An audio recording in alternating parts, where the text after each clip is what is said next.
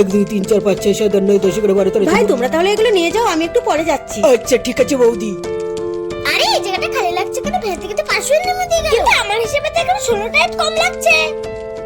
এই এখানে দাঁড়িয়ে কুচু কুচু ফুসু ফুসু করছিস। আরে না, এখানে যেন মনে হচ্ছে ইট কম। কি হয়েছে? মা ভ্যানিলা ইট দেওয়ার পরে আমি ঘন্টাখানেক জন্য ঘরে গিয়েছিলাম, মেশিন থেকে 16টা ইট কম। কি বলছিস 16টা ইট কম? দেখি তো। আরে তাই তো, এখানে 16টা ইট কম। নিচে বাইরে থেকে লোক এসে ইট চুরি করে নিয়ে যাচ্ছে। তবে একটা ইটের দাম কত সে জানিস? শালা চোর কথা কও। তবে হ্যাঁ, আমার ইট যে চুরি করেছে তার হাত যেন কেটে যায়, তার হাতে যেন ফুঁকসে পড়ে। আরে মা দাঁড়াও তো, তুমি 16টা ইটের জন্য কি একেবারে মরে যাবে কি?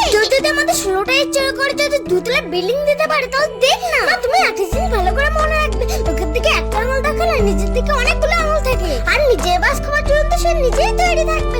আর এর বিচার তো উপরওয়ালা করবে। হ্যাঁ রে অঙ্কুন, তুই একদম ঠিক কথা বলেছিস। হ্যাঁ, লোকের দিকে একটা আঙুল তুললে তোমার দিকে কিন্তু অনেকগুলো আঙুল রুখে আছে।